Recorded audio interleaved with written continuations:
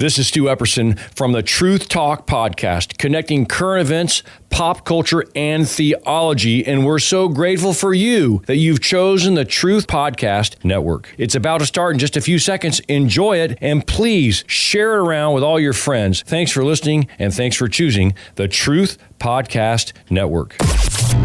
This is the Truth Network.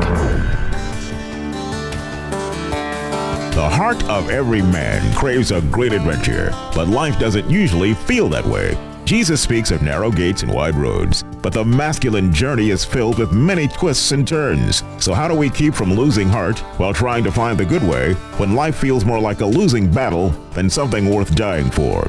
Grab your gear and come on a quest with your band of brothers who will serve as the guides in what we call the masculine journey. The masculine journey starts here now. Welcome to Masculine Journey, and if you're watching us live on either Facebook or YouTube, thank you for joining us live, and if you're not, you're missing out. You can join us any Tuesday. We start recording about 7:10 Eastern Standard Time, and we record for the next hour as we go through both of the shows, and so if you ever, I don't know why you'd want to, but if you want to see what we look like, you may not do it twice. We're losing our face for radio status by doing that, you know that. Well, you're not. I know every time I try to add a little something to the show, I pay for it. Oh, you set him up well for that. And that voice is the only one that you would want to see. Yeah. Some of us are. He's still You're pretty right. good looking. You're right, Andy. But on to today's show is we are doing our favorite movie quotes. Right, and it's not the movie quotes of all time. It's the ones that really impact us, the ones that stick with us. And so I'm going to play a clip here in a second. Of course, I'm playing my clip first because, you know, it only makes sense to do it that way. No, this time it actually is mostly true. But let me ask you a question. Why do you think Jesus taught in stories? Right, and we talked about it on the show because stories speak to the heart, right? They bypass the intellect, they go right to the heart, they go right to the emotion. If you don't think that's true, what happens when you hear a song, when you had something significant going on in your life when that song first played for the first time? Doesn't it emotionally take you back there, right? Well, so those type of mediums can do that to you, right? And movie clips do that. When I listen to movie clips, a lot of times I think about the first time I watched that movie, or other times I watched it. And we'll do clips that we've gotten from boot camp. But the first thing I want to play is just a montage of just famous movie quotes. It's about a 6-minute one, but I cut it down to 2 minutes. And it's just a variety of movies. But what I want you to do is, if you like movies, think back about, do you know this movie from just this little snippet? And I bet you'll know more than what you think. Right, and if you really spent some time in it, it would take you back to some places of, where was I when I saw that movie? Who was I with? What was I doing? What was going on in my life? And sometimes those come with great emotions, sometimes with not great emotions. But they do move and speak right to the heart. And so let's go ahead and play that, and then we'll come back and talk a little bit about it and talk about your guys' clips. You've got to ask yourself one question. Do I feel lucky? Well, do you, punk? Good morning, Vietnam! I love the smell of napalm in the morning. You're gonna need a bigger boat. I feel the need for speed. Roads? Where we're going, we don't need roads. Snakes. Why did it have to be snakes? Badges? We don't need no badges. I don't have to show you any stinking badges. Nobody puts baby in a corner. Love means never having to say you're sorry. He's looking at you, kid. You know how to whistle, don't you, Steve? You just put your lips together and blow. Mrs. Robinson, you're trying to seduce me. I'll have what she's having. As far back as I can remember, I always wanted to be a gangster. Say hello to my little friend. I'm gonna make him an offer he can't refuse. Keep your friends close, but your enemies closer. A boy's best friend is his mother. No, I am your father. I'm Batman. I'm Spartacus! Bond. James Bond. Hello. My name is Inigo Montoya. You killed my father. Prepare to die. Goonies never say die. You're killing me, Smalls. I see dead people. Life was like a box of chocolates. You never know what you're gonna get. Life moves pretty fast. You don't stop and look around once in a while, you could miss it. Get busy living. You get busy dying. And they may take our lives, but they'll never take our freedom! If you build it, he will come. Houston, we have a problem. What we've got here is failure to communicate. You talking to me?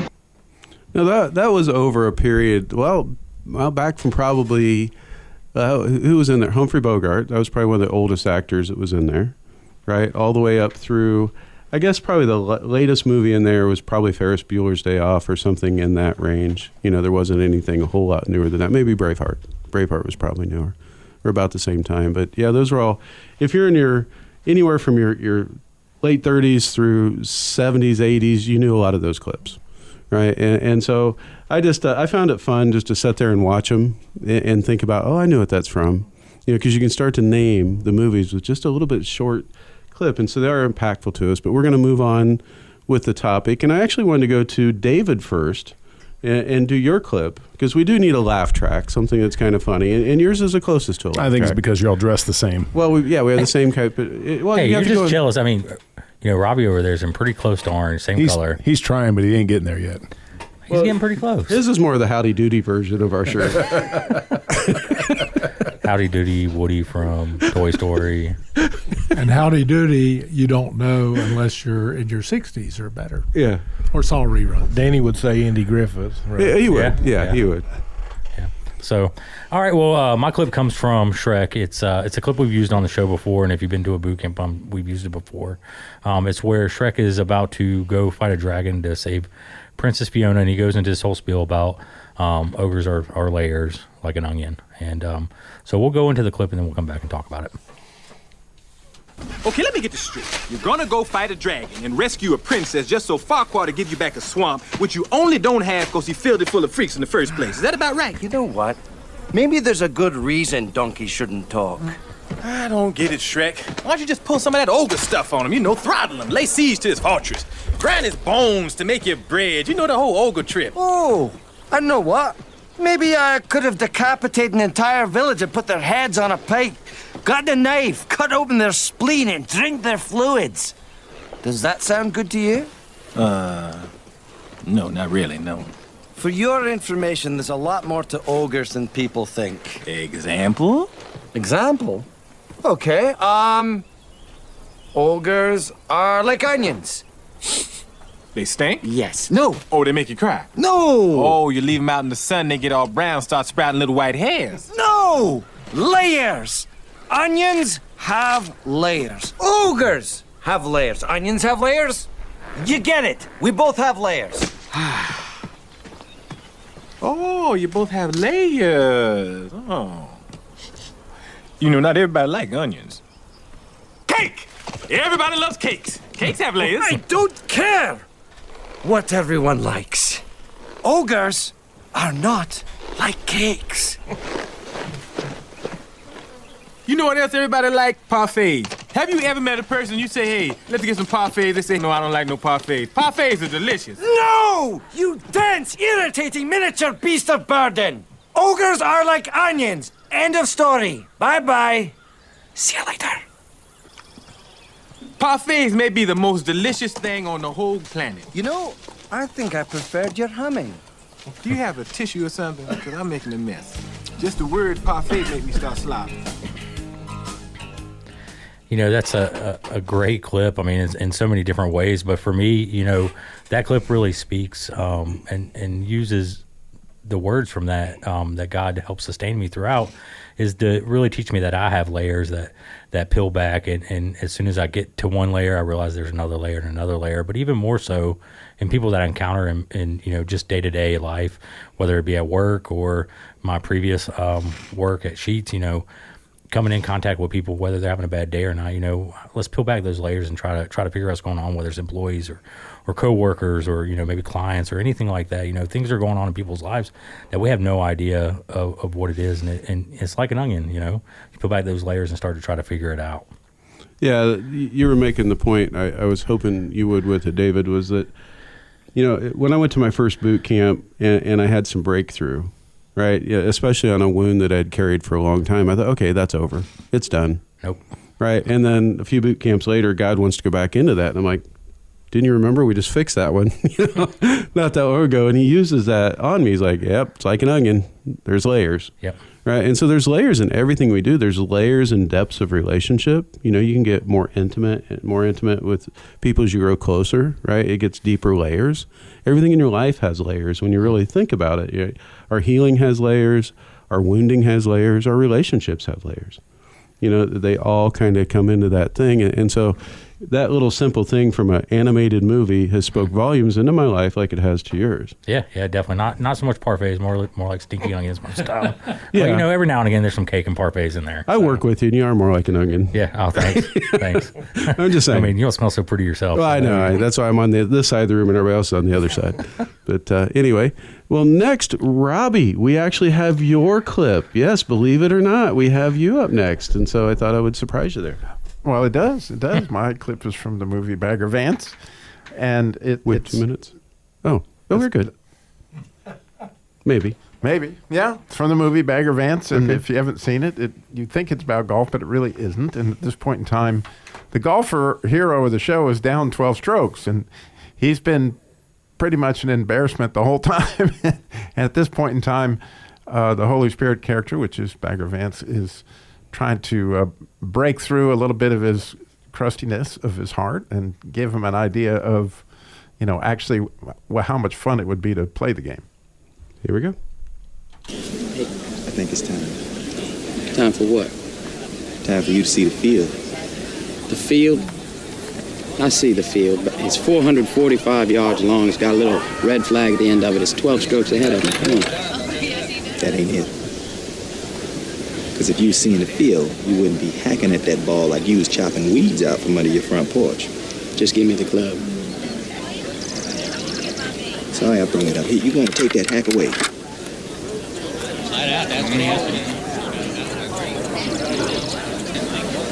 All right, what's the field? Fix your eyes on Bobby Jones. Knock it out there, Bobby.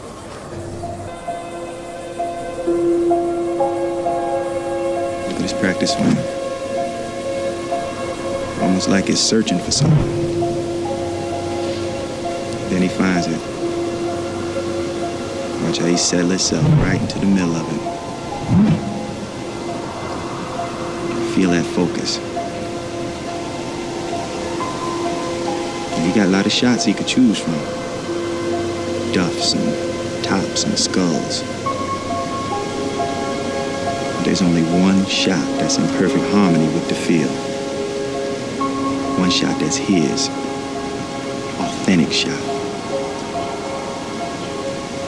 And that shot is going to choose him. Well, when we come back, Robbie's going to tell us about that shot that chooses him. We'll join you after the break.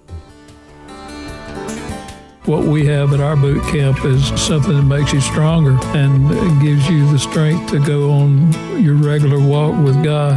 It's something that will make you be bigger than you were when you got there. I listened to Morgan Snyder's book, Driving to Work, last year, and that was a very profound experience. So this kind of culminated into it. I'd been invited to it several times, and just it never worked out, and God really had it set up that I came last time. So coming into this one, I knew this one went deeper, and I really wanted it. It's a break for me to get outside of things I've got going on, and I just needed a break from it and needed to reconnect, and it's been absolutely that, this process. The covenant of silent prayer, those are some of my favorite parts. This is real connection with the Lord. You can hear him speak, you can get direction, guidance, anything you're missing is there.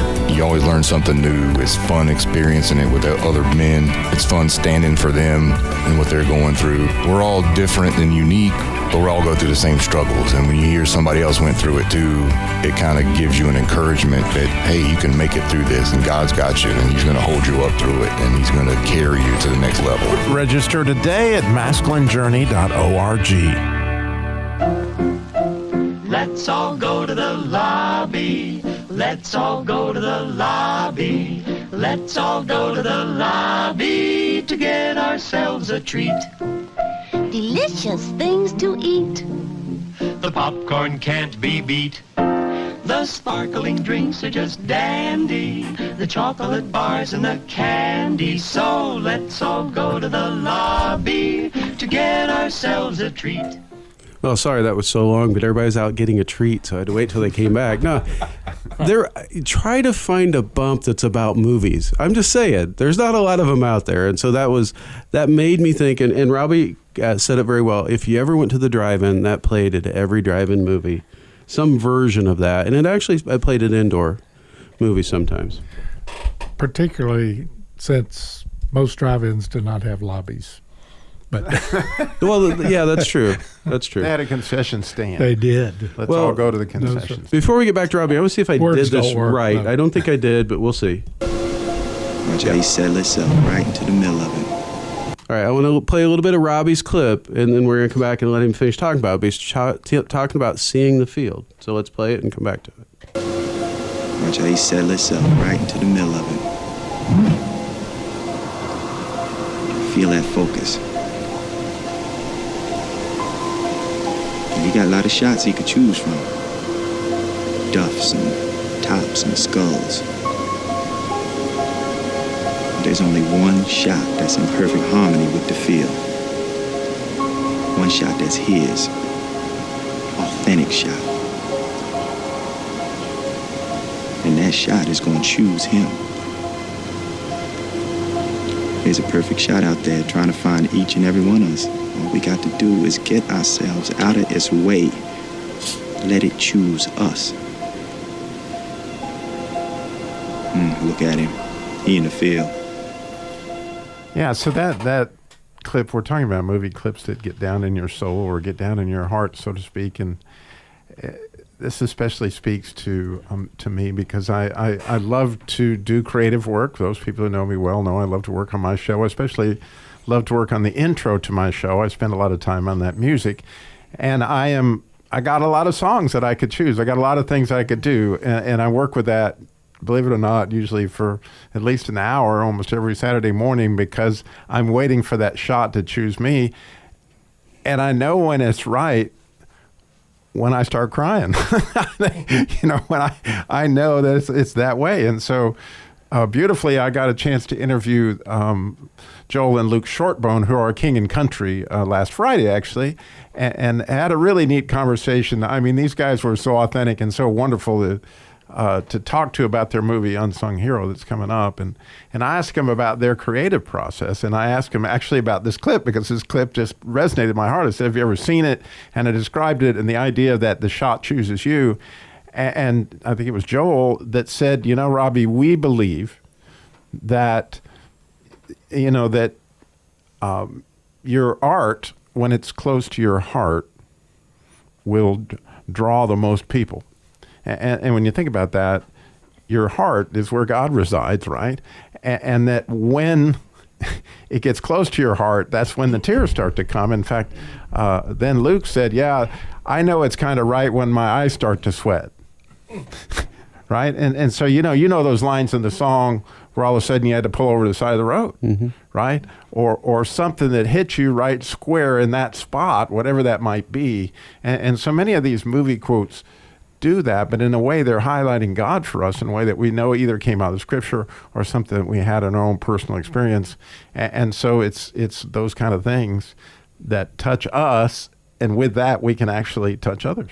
Exactly. A couple things on your clip, but before I get to that, when we're at a boot camp, and we're going over a topic, I think the clips are sometimes the most surprising thing, because here's a movie clip, and then there's something in it that hits your heart, right? And it's not the movie that hits your heart, it's God bringing up something that hits your heart.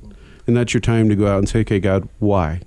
Why did that really hit my heart? Why did this really speak to me? Why is layers important? Why is authentic swing important? Right? And let him help you unpack that. Right? But it's important that you do that because he's doing something to get your attention.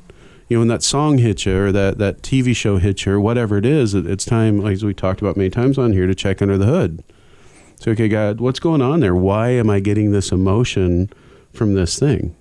Right? And let him work you through it, which is pretty important.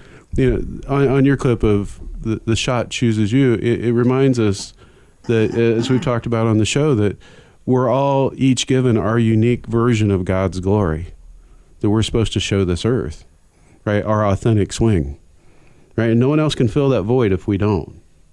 And so it's really important that we find that swing, because the world's going to go without that unique vision of God unless you step into it, not out of pressure, out of really cool honor that God lets you do that, right? But to walk in him in it and to find that thing. How cool is that he trusts so much that he lets idiots like us, and I know you guys, I can say that. I'm chief idiot right here doing it, but he lets us be a part of that process in other people's lives, right? He trusts in us that much, even though he knows how we are. That's so incredibly cool. But it's so cool to see, because you can tell with each of those guys here, and we both know this, Sam, because we've been around them, that it hit him in the heart. And when it hits him in the heart, then they can express it in a way that nobody else can. Right, absolutely. Absolutely. Andy, you want to say something? I forgot what I was going to say now. Okay. I was going to grab it, too, and you were faster than I am because you're younger and stronger. But it's not a face for radio, it wasn't the same mic anyway, so we both had a shot. One of the things that really hit me in that, I also forgot. So have you thought of yours yet? No. No. Something happened to me today that has really been on my heart, and it's sort of allowing God to do things. And I was talking to a guy been in church all his life, and he says, well, I prayed before, but a couple days ago I just started talking to God like, he was a person. Well, no, like he was a person. Right. And yeah, he was there, but I just started talking to him like I talk to anybody else, and I feel different. And I said, well, that's a prayer, to quote another movie. Mm-hmm. But I basically said, well, when you can get to that point, you're developing your relationship, and you can get religion out. And we went into religion being many people's God instead of the creator of the universe. But that, I got goosebumps then, I got them now, just because that was something that hit close to my heart. God's one we all can talk to and need to, and that's what he wants, is to have that relationship with us. So in other words, he peeled back a layer and got into a deeper intimacy with God. Yeah, back to Shrek, right? This is David said parfait. I'm sorry. Yeah, I'm more parfait. of a parfait. Yeah. I'm not I don't like onions. Yeah, well, you're said by David, so I can understand why. So I remember what I was going to say was, you were talking about as you step into that, how you kind of come alive and you're like, how cool is this? But I think part of it is, and kind of where I was at for some time, is God intends us to be not happy, not at peace where we're at when we're not alive, fulfilling, we're not seeing the field. And that's what happened with Jonah. He had gotten off. He was living in the smaller story because he had gotten taken out. And so I guess that was just the point, is that there's that beauty of stepping into that. But if we don't step into that, we're not going to be offering up what God has to the world that he created us for, but we're going to be there's a lot of depression, a lot of feeling of why have I been born, a lot of frustration with all that. And I think that's where a lot of men are at times, is you're trying to get life from so many other things than what God created you to receive from. Absolutely. Well, we're at an awkward time frame. We don't really have enough time for another clip, so we do have a bit more time to talk. No. Okay. I'm just staring at you as if it is. I was feeling that.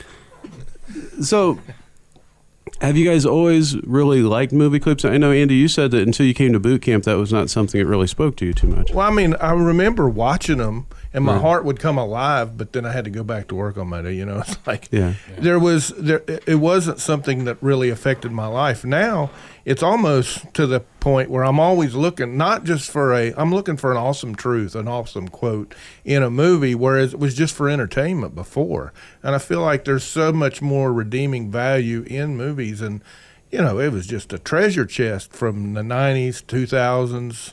That time frame, there was just so many rich movies that really made points that God wanted to make to people, and it helped my heart come alive, and why I've kind of gone back to the movies a lot for inspiration and direction. Yeah, I've been trying. I've seen most of the movies that we have at boot camp, but I've really tried every time to make sure I watch, if I'm using a movie predominantly in a talk or a lot of clips from it, I've been trying to go back and rewatch the movie before it. Yeah. Even though I've known it pretty well, but just let it feel fresh to go through. And it's not the movie, it's not the writer of the movie, it's not that, it's God, what are you doing in that? Right? What are you saying to me in that? What are you trying to convey to me? So it seems like, I'll never forget my first boot camp. I came and I went, oh, this is so amazing, because they've taken the idea of Jesus' parables and shown these stories that we get to see in cinematographic art. These people are truly artists, and these moments that we grabbed were obviously close to somebody's heart, and they knew it when they did that. And they touched us, and it was actually the spark that was like, guys, we got to do a radio show. You remember? Oh, absolutely. We got to do a radio show like this, because this is so right, because stories touch the heart. And that's where everybody's authentic swing is. And as that begins to come alive, then, oh my goodness, what a difference it's made in my life.